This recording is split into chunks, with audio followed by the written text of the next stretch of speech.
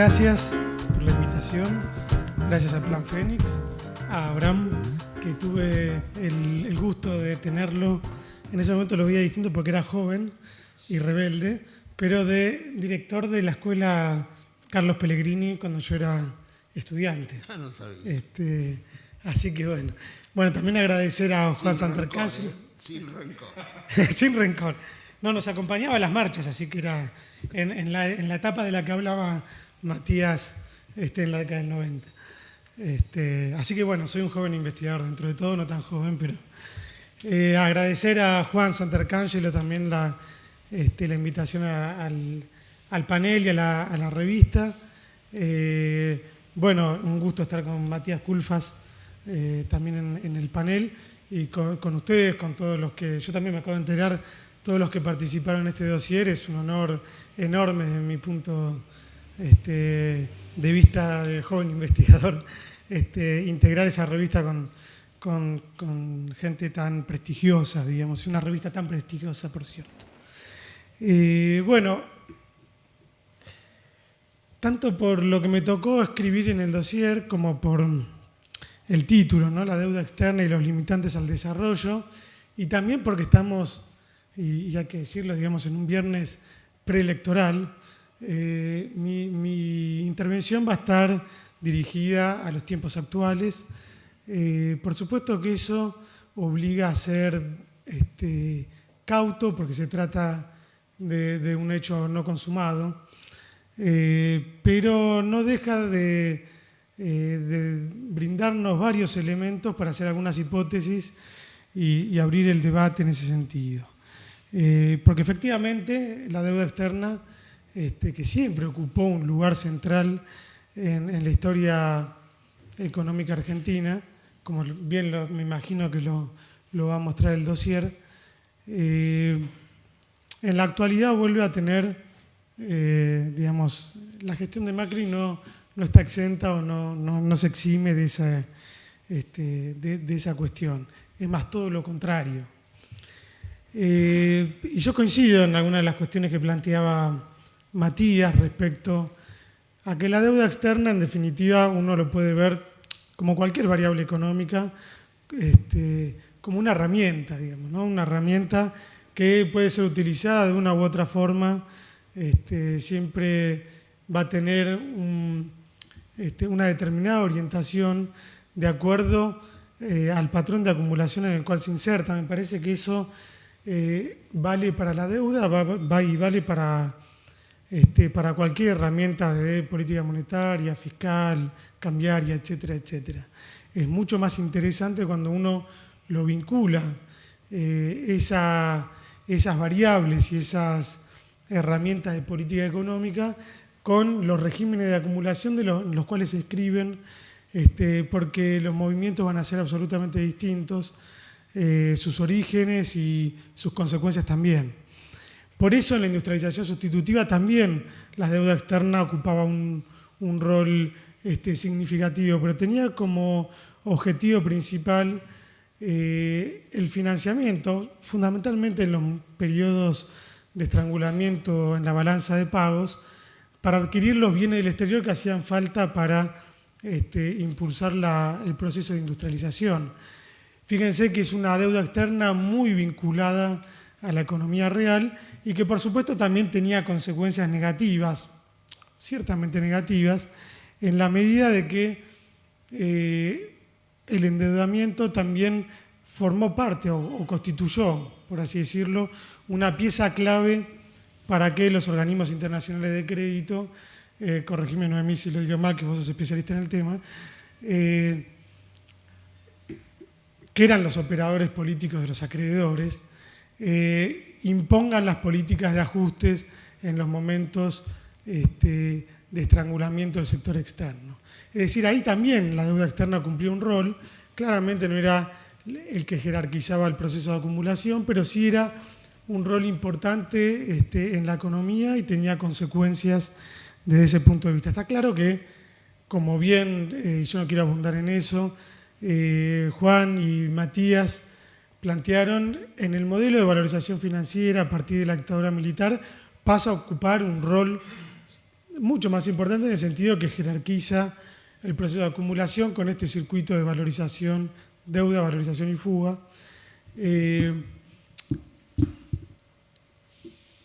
en estos momentos la deuda externa, digamos, se desvinculan de la economía real y pasan, digamos, a gravitar en el ámbito financiero, que era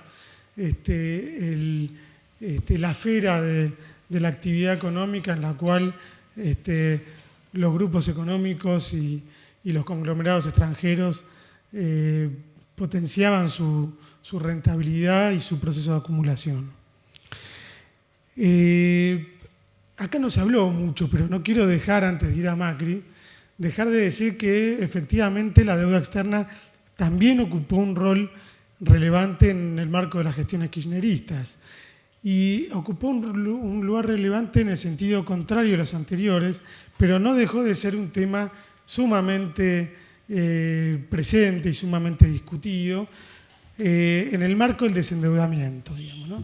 En el marco del desendeudamiento va a tener hitos muy relevantes en distintos momentos de esta trayectoria política, que fueron, bueno, el canje con Quita de 2005, el más importante de las historias de Quita a nivel mundial, el de 2010, que fue complementario, menos significativo, y con algunas cuestiones desde mi punto de vista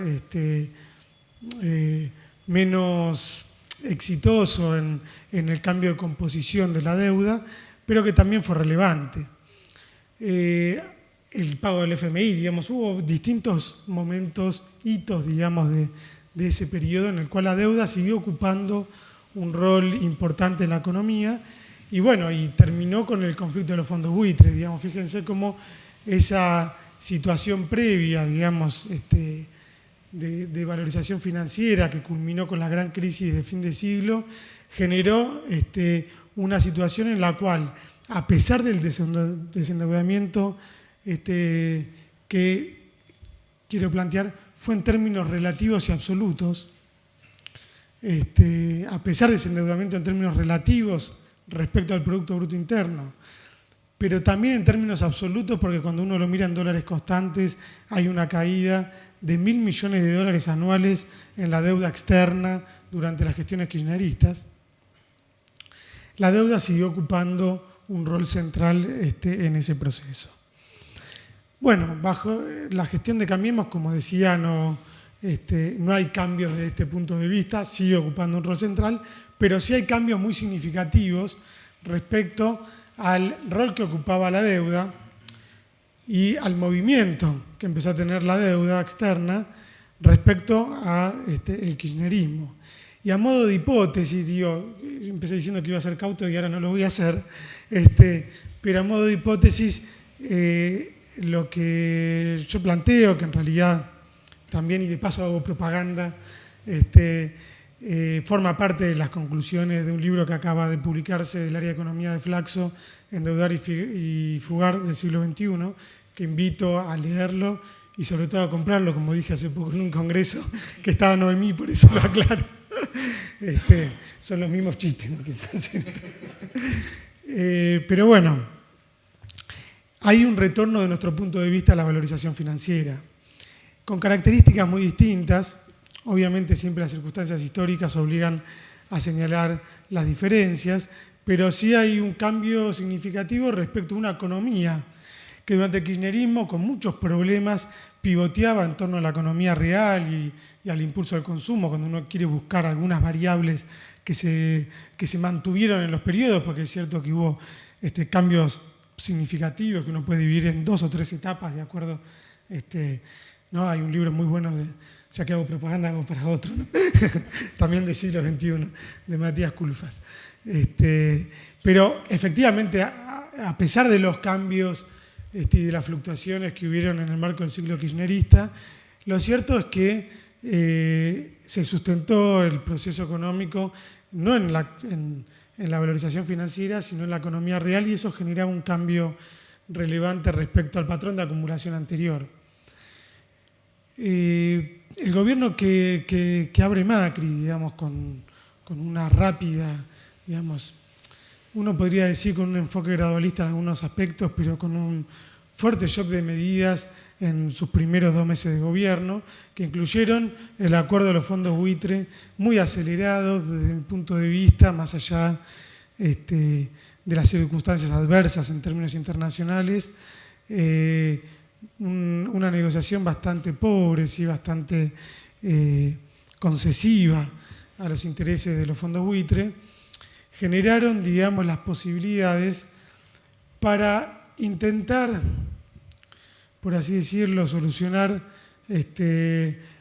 algunas herencias. Y yo no voy a hablar de pesadas herencias, pero efectivamente heredaron un régimen económico de alta inflación, por decirlo de una forma, ¿no? En Argentina esto quizá no es tan alta inflación, ¿no?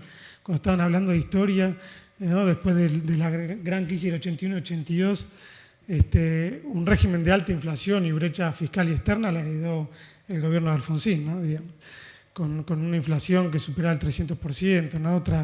Otra cosa, déficit fiscal del 10%, respecto al PBI, etcétera, etcétera. Pero una situación ciertamente mucho más delicada. De todos modos, la situación la situación económica que recibe el macrismo tenía problemas. Problemas que desde mi punto de vista estaban mucho más vinculadas a la restricción externa y por eso la deuda podía ser un elemento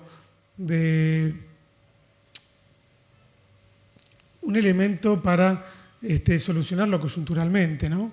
Acá insisto que retomo algunas cosas que decía Matías. Efectivamente, seguramente, esto es contrafáctico, pero cualquier gobierno hubiera tomado o intentado tomar deuda.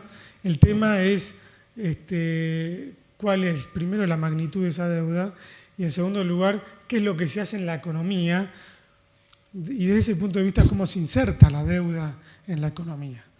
El modelo económico que se abre con Macri, yo insisto, es un modelo de endeudamiento en el cual la deuda privada hasta el momento no ha ocupado un lugar central en la economía. Si uno mira el balance de pagos, en 2016 hubo una caída de la deuda externa, del stock de deuda externa privada. En realidad es la deuda externa pública. Y fíjense que hablaba de los 80, digamos, la valorización financiera no tiene que ver con ese circuito de créditos internacionales baratos y valorización financiera y fuga de capitales, sino con la valorización interna, ¿sí? La valorización a partir de combinar altas tasas de interés en el mercado local, que facilita principalmente las LEVAC, pero no solamente, y la comparación con el tipo de cambio relativamente estable, que se vuelve una necesidad del modelo. Una necesidad del modelo, digo, porque el importante stock de LEVAC, que en este momento creció, se duplicó respecto a la situación anterior, pero además se duplicó con un fuerte componente privado, vuelve muy sensible a esta variable en la economía, porque efectivamente un cambio en la situación económica desde el punto de vista cambiario, o un cambio en la situación económica desde el punto de vista de la tasa de interés, vuelve muy sensible la situación por la fuerte tendencia estructural, coincido con lo que se decía antes, a la dolarización de los portafolios y por ende a presionar muy fuerte la fuga de capitales en la economía. Yo creo que todavía está contenida la fuga de capitales, que es significativa, pero que está contenida respecto a lo que podría llegar a ser. Bueno, estos, insisto, son en buena medida hipótesis, pero voy a intentar sustentarlas con algunas evidencias empíricas. Y primero quiero apuntar a esto de la magnitud del endeudamiento externo público, porque sin lugar a dudas la magnitud del endeudamiento externo público bajo la gestión de Macri alcanza un ritmo que es muy significativo en términos históricos, y nosotros hicimos un ejercicio para poder contrastarlo. A ver, y primero una aclaración. Las cuentas del balance de pago fueron revisadas después del acuerdo con los fondos buitre y se incluyó la deuda de los fondos buitre hacia atrás como atrasos, digamos, ¿no? Entonces, se excluye el efecto que tienen los fondos buitres en ese incremento de la deuda. Yo no digo que eso esté necesariamente mal, digamos, ¿no? Porque todos los canjes tienen después, por ejemplo, cuando se hizo también el acuerdo con el Club de París, se hizo lo propio, digamos. Entonces, esto no es un desmanejo estadístico, pero sí, de alguna manera, nos oscurece los efectos del mal acuerdo, desde mi punto de vista, con los fondos buitres y sus efectos en el endeudamiento. Entonces, yo voy a decir dos estimaciones de deuda externa pública en el año 2016. Uno que incluye los fondos buitres y uno que los excluye, ¿sí? El que los incluye habla de un incremento de la deuda externa de aproximadamente 40.000 millones de dólares en 2016.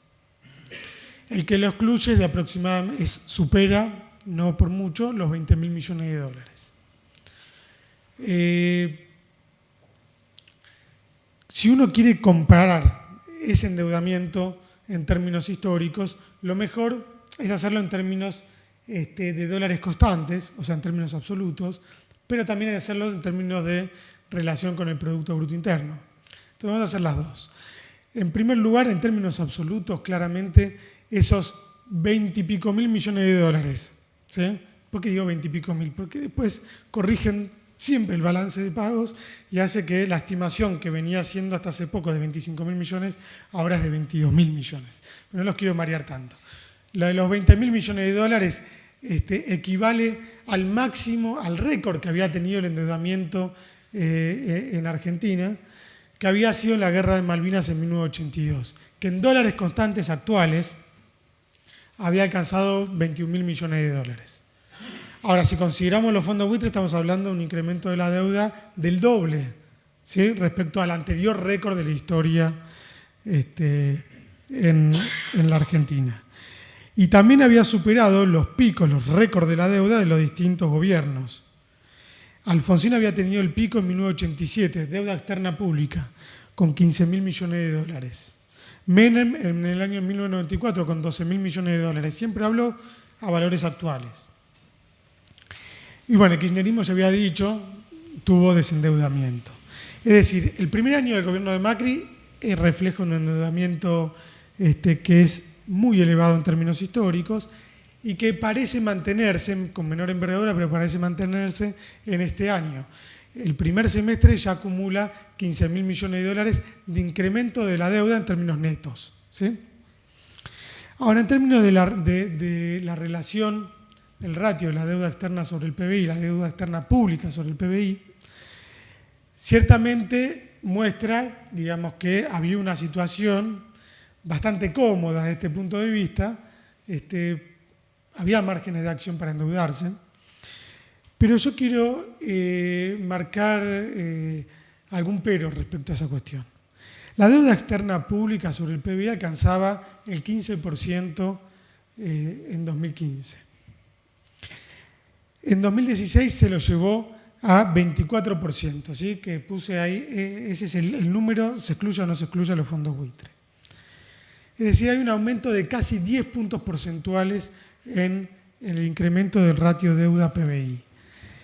Fíjense que 24% no parece un número tan significativo, y es cierto que hay margen. Ahora, se lo aumentó en 10 puntos. Si lo volviera a aumentar en 10 puntos, y si se llegara a 34%, lo cual depende de varias circunstancias, de la deuda, de cómo va el PIB, el tipo de cambio, etc., se llegaría a los niveles previos a los default de deuda externa que hubieron en la historia reciente de la economía argentina. Es decir, 1982 y 2001, donde hubo ratio deuda externa pública sobre el PBI en 2001 de 33% y en 1982 de 34%. Es decir, es cierto que había margen de acción, pero también es cierto que el acelerado ritmo de endeudamiento externo acorta significativamente ese margen de acción y lo vuelve por lo menos peligroso desde mi punto de vista. Por otro lado, la gran pregunta, digamos, es si este endeudamiento externo público resuelve los problemas heredados. Y de vuelta, digamos, la respuesta es negativa. ¿Y por qué digo esto? Primero, porque en términos del déficit fiscal, en lugar de corregirse, digamos, de alguna forma, con este financiamiento de deuda y las correcciones que hacen ellos, que no son otra cosa que un ajuste en términos de los subsidios públicos, no resuelven el problema, sino que lo agravan. Y fíjense lo siguiente, si uno toma los primeros 7 meses del año 2017, de este año, y los compara respecto a los primeros 7 meses de 2015, si para hacer una comparación con la situación previa a Macri, lo que uno observa es que la caída del peso de los subsidios sobre el gasto total público alcanzó a 3,7 puntos porcentuales. ¿Sí? Cayó el peso de los subsidios sobre el gasto 3,7 puntos porcentuales entre 2017 y 2015. Ahora, los intereses de la deuda, porque ciertamente hay un componente de esta deuda que es de corto plazo, ¿sí? Se puede hablar del bono de 100 años, pero en realidad hay un componente muy significativo de letras del Tesoro que es de corto plazo, llevan a que el peso de los intereses de la deuda sobre el gasto total, sobre ese mismo indicador que hacía respecto a los subsidios, aumenta en ese mismo periodo en 4,7 puntos porcentuales, un punto porcentual más.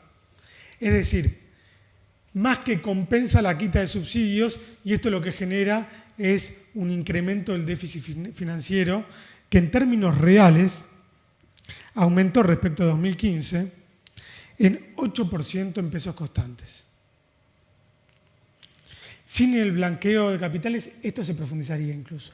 ¿Sí? Es decir, estamos en una situación peor a la anterior, con una deuda mucho más significativa y habiendo perdido el margen de acción para poder hacer políticas de otro tipo que no es, pareciera ser el objetivo del nuevo gobierno. Ahora, en términos de brecha externa, tampoco se soluciona el problema. También se acentúan los problemas en términos externos. La cuenta corriente de balance de pagos este año es realmente preocupante, alcanza un déficit de 13.000 millones de dólares en el primer semestre, que es casi todo el monto acumulado de 2016. Esto está explicado en buena medida por el déficit comercial que se profundizó y que aparenta ser este año un récord también en términos históricos, ya alcanzó a 5.000 millones de dólares. Si uno lo mira en términos corrientes ya es un récord, en términos constantes todavía hay que ver cómo termina, pero efectivamente 5.000 millones de dólares de déficit hace que ese endeudamiento externo se vuelva cada vez más necesario para cubrir esos baches que se profundizan. Por el otro lado, el régimen de alta inflación parece mostrar rigideces estructurales para sostenerse, porque uno puede ver y ser muy complaciente con el gobierno en términos de la desaceleración de la inflación respecto al año anterior, pero lo cierto es que el año anterior había aumentado muy significativamente respecto al año 2015. Este año, las estimaciones que hace el Centro de Investigación Cifra de la CTA indican de que la inflación promedio anual no va a bajar del 27%, es decir, yo no diría que hubo un éxito en términos de reducción de la inflación, sino que esto está mostrando que a pesar de la política monetaria restrictiva, hay rigideces estructurales en la economía que impiden reducir esa inflación y yo creo que van a seguir presentes el año que viene. Ahora, para reactivar la economía, que ciertamente es uno de los escasos elementos que uno puede ver positivos de este año y que han jugado su papel desde mi punto de vista en términos electorales, el elemento que uno mira, está el primer semestre del PBI, y el elemento que uno mira cuando se estudia minuciosamente los resultados, es que el consumo privado fue el elemento que dinamizó el producto en el primer semestre de 2017. Cosa que parece una singularidad cuando uno lo mira y lo compara con otros indicadores como las ventas de supermercados, etcétera, que daba muy distinta. Ahora, ese consumo privado ocupó un lugar preponderante en la reactivación del PBI porque fue el componente de la demanda cuya contribución al crecimiento fue por lejos la más significativa. Porque se habla mucho de la obra pública, pero la obra pública fue marginal en este año. Y eso me parece que es un mito. Hay una sobreactuación respecto a la... Es muy marginal la contribución del gasto público al crecimiento del PBI en el primer semestre del año. Cuando uno mira el componente de gasto público en los primeros 8 meses del año, el gasto de capital, en términos reales aumentó apenas 0,8% respecto al año pasado, que había caído significativamente. Si uno lo compara esos primeros 8 meses con 2015, lo que advierte es una caída de casi 30% en la obra pública en la Argentina. Digamos, yo no estaría viendo que hay una reactivación por la obra pública, sino que más bien hay una reactivación por el consumo privado por efecto de incremento de los salarios reales en el primer semestre del año, que tienen en parte como elemento, digamos, la conquista de los trabajadores de poder alcanzar salarios que fueron por encima de la inflación en esta parte, pero que ciertamente no compensan la situación perdida en 2016 y que tampoco nada dice que eso se mantenga en el segundo semestre del año, ¿sí? O que se mantenga por lo menos a fin de año. ¿Y por qué me detuve en esto del consumo privado? Porque el elemento que reactiva la economía no parece ser para nada el motor, el eje en el cual la política económica va a ocuparse y, digamos, ubicarla como motor de crecimiento para el año que viene, sino más bien todo lo contrario. Y si lo hiciera, la inflación no va a ceder para nada. Entonces, si el objetivo se jerarquiza, como los procesos de valorización financiera se jerarquizan en la estabilización de la inflación, claramente el consumo privado va a caer por efecto de la caída del salario real o de la ocupación, y la leve reactivación que hubo de la economía en este año difícilmente se sostenga el año que viene. Y para finalizar, porque creo que me queda poco tiempo,